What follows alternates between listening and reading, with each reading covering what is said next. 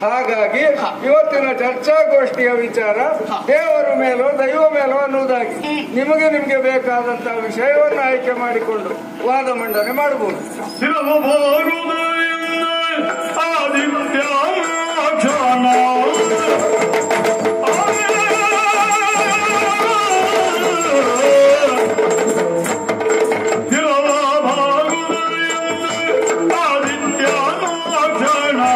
Say